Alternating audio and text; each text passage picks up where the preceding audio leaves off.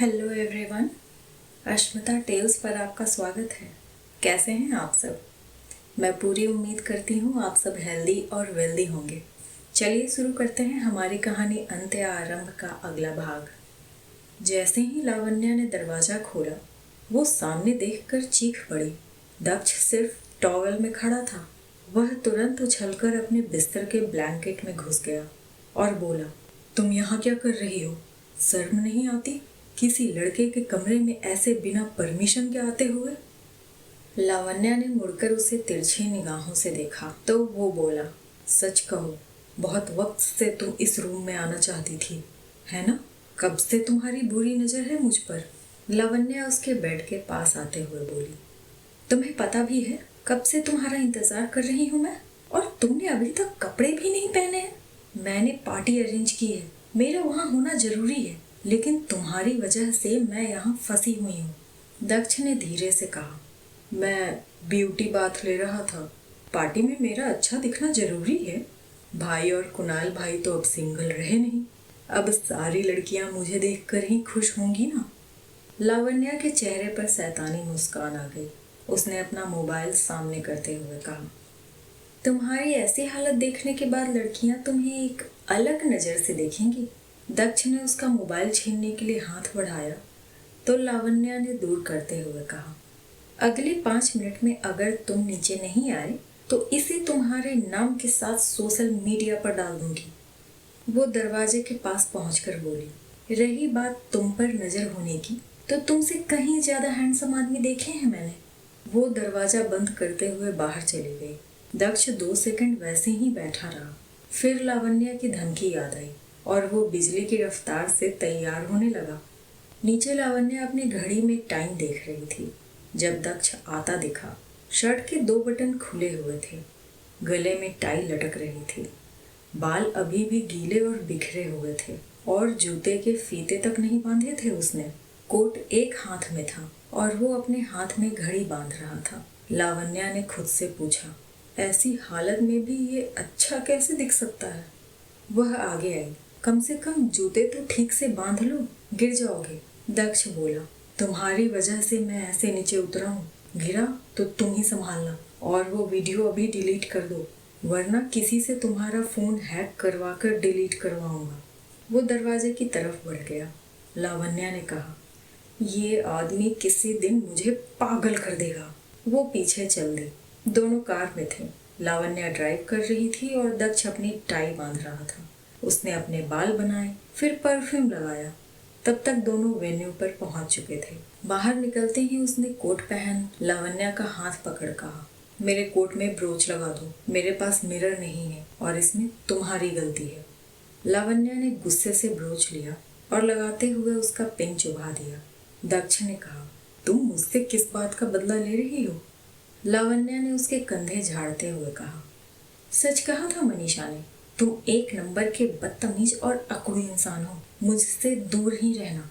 वो अंदर चली गई। दक्ष ने खुद से कहा, इसका मतलब इतने वक्त से जो वो मुझे इग्नोर कर रही थी, ये सारी आग उस मनीषा की बच्ची ने लगाया था। आज मैं उसे छोड़ूंगा नहीं।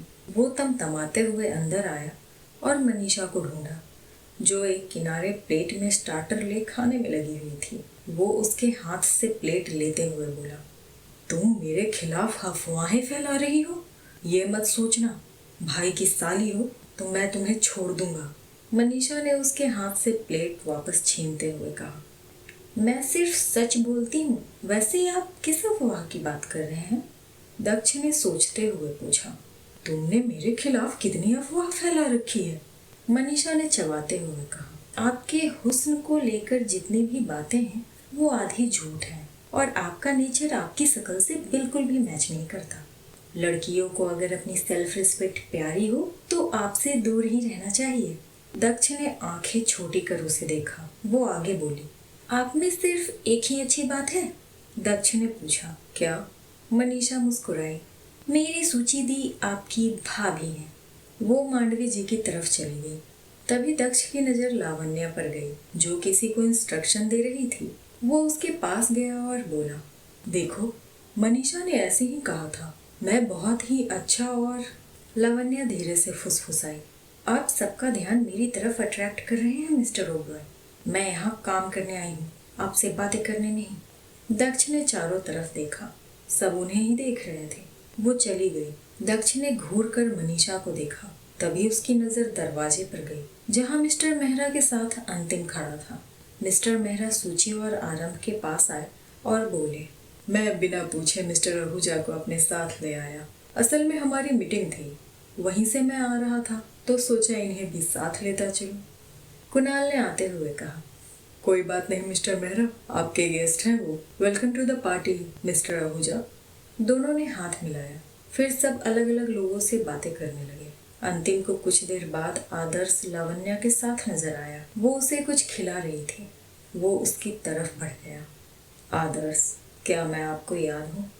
लावण्या गुस्से से उसे देखने लगी। आदर्श बोला, हेलो अंकल, कैसे हैं आप? अंतिम उसके सर की तरफ हाथ बढ़ाया तो लावण्या ने उसे पीछे कर लिया। अंतिम को गुस्सा तो आया, लेकिन वो शांत रहा। उसने अपने जैकेट से एक छोटा सा गिफ्ट बॉक्स निकाला और आदर्श की तरफ बढ़ा दिया। ये आपके लिए। आदर्श उसे पकड़ता उससे पहले किसी ने अंतिम का हाथ पकड़ लिया। सूची थी। वह उसे खींचते हुए वहां से हॉल के बाहर गार्डन में लेकर चली गई। फिर सीधे एक थप्पड़ उसके गाल पे दे मारा। तुम्हें यहाँ बर्दाश्त करने की सिर्फ एक वजह है। मैं आरंभ की पार्टी में कोई तमाशा नहीं चाहती, लेकिन इसका मतलब ये नहीं कि तुम अपनी मनमानी करो।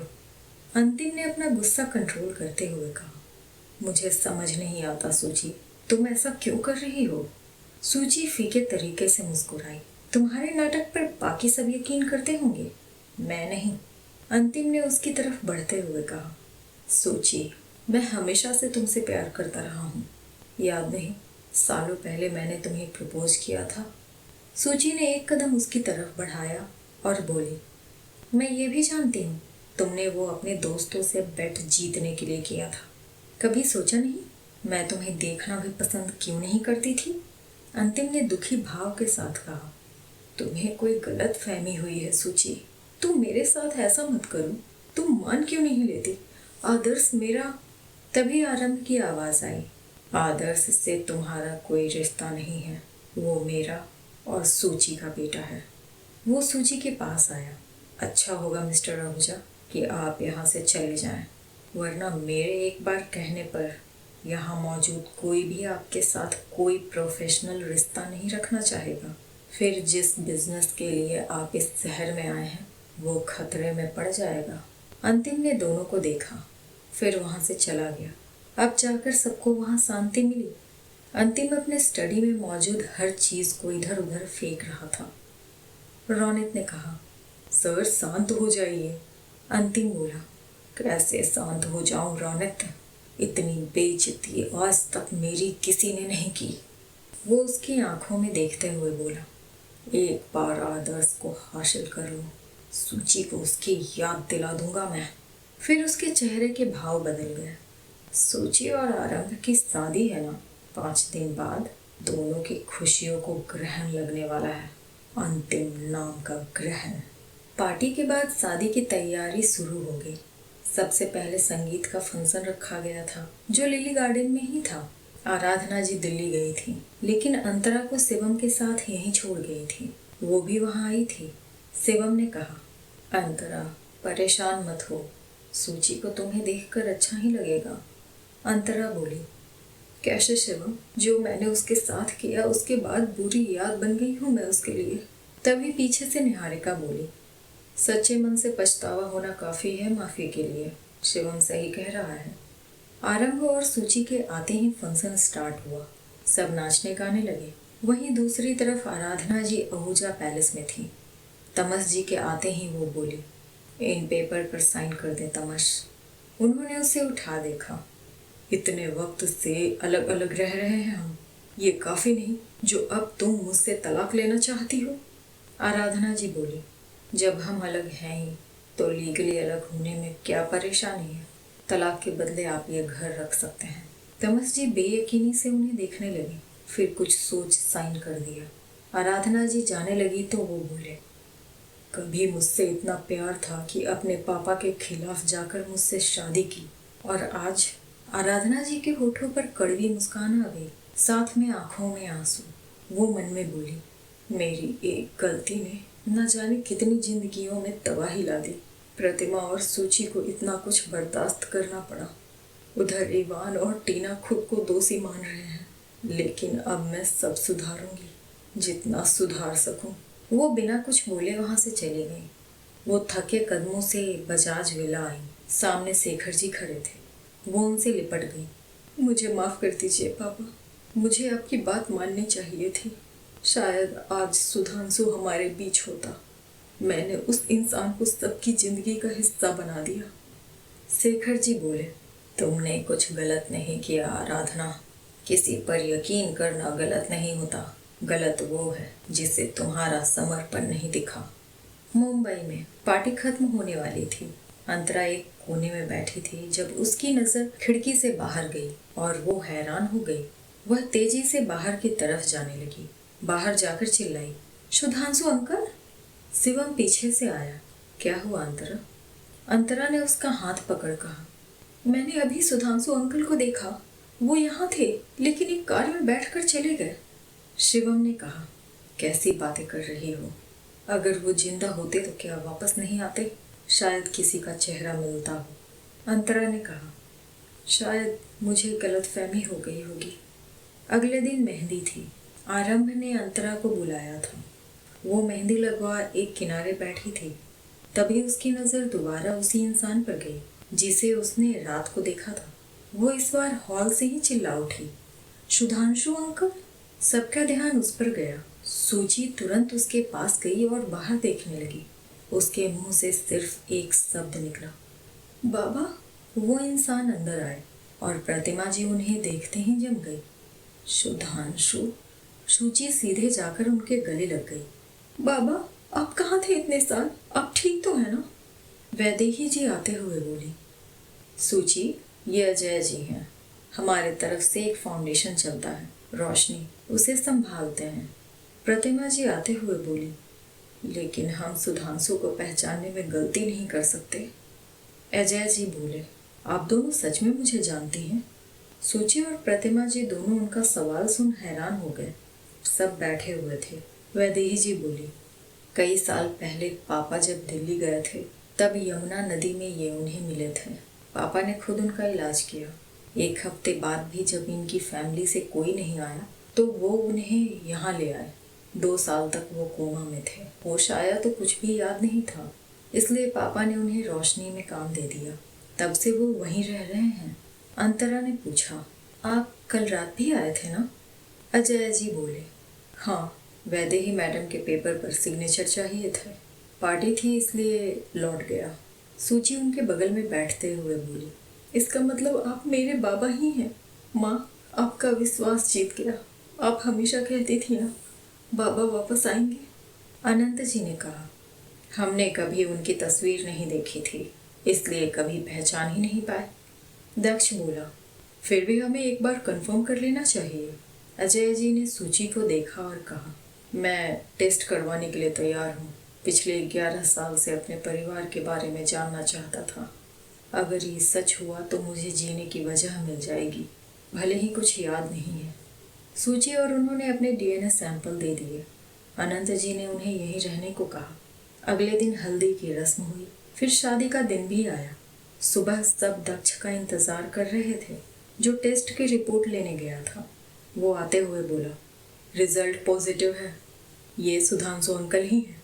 बधाई हो भाई, शादी से पहले ससुर जी मिल गए। आरंभ मुस्कुराया। प्रतिमा जी तुरंत कमरे में गईं और अलमारी से सिंदूर का डब्बा लेकर आई। वो आंखों में आंसू लिए बोली, वैसे तो हमारी शादी हो चुकी है, लेकिन आज अपने हाथों से मेरी मांग भर दीजिए सुधांशु। पिछले 11 साल से इस डिब्बे को संभाल कर रखा था। रविंद्र जी ने उनके कंधे पकड़ कहा, हाँ, इस बार कहीं जाने की मत सोचिएगा जीजा जी, वरना मैं चुप नहीं बैठूंगा। दीदी की किसी और से शादी करवा दूंगा। सुधांशु जी ने प्रतिमा जी का हाथ पकड़ कहा, पिछले 2 दिनों में तस्वीरों में आपने मेरी पूरी जिंदगी मुझे दिखा दी। मुझे माफ़ कर दीजिए प्रतिमा, आपको भूलने के लिए, हमारी बेटी को भूलने के लिए। पता नहीं आप सबको कितनी परेशानी का सामना करना पड़ा होगा। सूची ने उनका हाथ पकड़ कहा, आप वापस आ गए, वही काफी है बाबा। दोपहर को एक बड़े से बैंक्वेट हॉल को शादी के लिए सजाया गया था। मेहमान आने लगे थे। अंतिम रौनित के साथ कार में बैठा था। सब बहुत खुश होंगे वहाँ, लेकिन आज सबकी खुशी मातम में बदलने आया हूँ मैं यहाँ। आज आदर्श मेरा होगा सुची, कोई नहीं रोक सकता मुझे उसे ले जाने से। दोनों बाहर निकल गए। मरून कलर की शेरवानी पहने आरंभ ने खुद को आईने में देखते हुए कहा, अब सब ठीक होने लगा है। सूची को हर वो खुशी मिल गई जिसकी वो हकदार है। बहुत जल्द तुम मंत्रोच्चारण के साथ मेरी पत्नी बन जाओगी, फिर इस रिश्ते को कोई नहीं तोड़ पाएगा। तभी पीछे से कोई बोला, तुम्हारी खुशियों पर ग्रहण लग चुका है आरंभ ओबरॉय। वो पीछे मुड़ता उससे पहले उसके सिर पर कोई चीज आकर टकराई और वो जमीन पर गिर गया। अंतिम, जो कि वेटर की ड्रेस पहने हुए था, आगे आया। आज मंत्रोच्चारण के साथ सूची शादी करेगी, लेकिन मुझसे।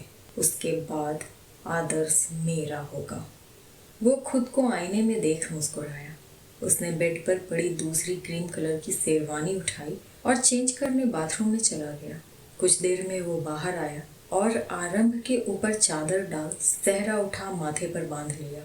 फिर बोला, अंतिम जो चाहता है उसे हासिल करके रहता है, चाहे उसके लिए किसी भी हद तक क्यों न जाना पड़े। आज जब पूरी दुनिया के सामने सूची मेरे साथ फेरे लेगी तो उससे ये शादी माननी ही पड़ेगी। बाहर सूची प्रतिमा जी और सुधांशु जी का हाथ पकड़ हॉल में आई। आराधना जी ने उन्हें देखते हुए मन में कहा, मुझे माफ कर दो सुधांशु, मेरी गलती मेरा गुनाह बन गई। अब तो तुम्हारे सामने आने की भी हिम्मत नहीं है। बस अपनी आंखों पर यकीन करना चाहती थी, तुम सच में वापस आ गए हो। वो वहां से जाने को ही जब उनकी नज़र आदर्श पर गई, जो वानी के साथ था। वो मन में बोली, शिवांगी की शादी में भी उसे एक बार छू नहीं पाई। हर वक्त वो आरंभ की गोद में था और आज भी बिना मिले जा रही हूँ। शायद उसे हाथ लगाने का, उससे प्यार जताने तक का हक नहीं रखती मैं। तभी अंतरा बोली, क्या सोच रही हैं मॉम? आराधना जी ने कहा, तुम भी मेरे साथ घर चलो। अंतरा बोली, लेकिन अभी शादी नहीं हुई है। आराधना जी ने सूची को देखा, जो खुश नजर आ रही थी। वो बोली, हमें सूची के आसपास भी रहने का हक नहीं है। तमस और अंतिम ने उनसे नजरें मिलाने तक के काबिल नहीं छोड़ा हमें। उनकी आंखों से आंसू बह निकले। अंतरा ने उन्हें गले लगा लिया। वैदेही जी ने कहा, दक्ष, जाकर देखो आरंभ को। 2 मिनट कहा था, 10 मिनट होने वाले हैं, अभी तक नहीं आया। दक्ष हंसते हुए बोला, कहीं भाई डर तो नहीं गए? मैं उन्हें थोड़ी हिम्मत देकर आता हूँ। भाभी, बस कुछ देर और इंतजार कर लीजिए। पहली बार ऐसा हो रहा होगा, दुल्हन से ज्यादा दूल्हे को तैयार होने में वक्त लग रहा है। वो मुस्कुराई। आदर्श सूची के पास आया। उसने आज मरून रंग की शेरवानी पहनी थी, जिस रंग का लहंगा सूची ने भी पहना था। सूची ने उसे गोद में बिठा लिया और पूछा, लंच किया? आदर्श हंसते हुए बोला, हाँ मम्मा, बहुत प्यारी लग रही हैं, आदर्श से भी ज्यादा। सूची ने उसके गाल को चूमते हुए कहा, नहीं, मेरे बेबी से ज्यादा प्यारा कोई नहीं लग सकता। दक्ष दरवाजे पर दस्तक देता, उससे पहले ही दरवाजा खुल गया। दक्ष हैरान हो बोला, भाई, आपने शेरवानी चेंज क्यों कर ली? अंतिम सोच ही रहा था कि वो क्या बोले। तभी एक वेटर आया। मुझसे जूस गिर गया था उस पर, माफ कर दीजिए सर।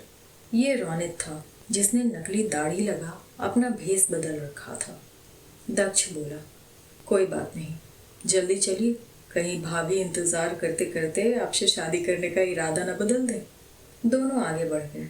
जैसे ही दोनों हॉल में आए, अंतिम की नजर सूची और आदर्श पर गई, जो साथ हंस रहे थे। आदर्श तुरंत अंतिम के पास आया और उसके पैरों से लिपट बोला, डैडा, मम्मा सबसे सुंदर लग रही है ना? अंतिम ने हाँ में सिर हिलाया और उसे गोद में उठा लिया। आदर्श उसके चेहरे से सहरा उठाने लगा तो अंतिम ने उसका हाथ रोक दिया। दक्ष ने उसे गोद में लेते हुए कहा, आप आज चाचू के साथ रहो। अंतिम मंडप में बैठ गया, फिर सूची भी। पंडित जी ने कहा, आप दोनों पहले वरमाला के लिए खड़े हो जाइए। वाणी वरमाला की थाल ले दोनों के पास आई। क्या हो जाएगा अंतिम अपने चाल में कामयाब? क्या सच में सूची अंतिम से शादी कर लेगी? जानने के लिए सुनते रहिए ये कहानी। थैंक यू सो मच इस वीडियो को यहाँ तक देखने के लिए। अगर आपको ये कहानी पसंद आ रही है तो वीडियो को लाइक कीजिए, इस चैनल को सब्सक्राइब करो और अपने दोस्तों को शेयर कर इसे अपना सपोर्ट दिखाइए। जब मैं मिलती हूँ जल्द ही आपसे इस कहानी के अगले भाग के साथ, तब तक के लिए take care and bye bye.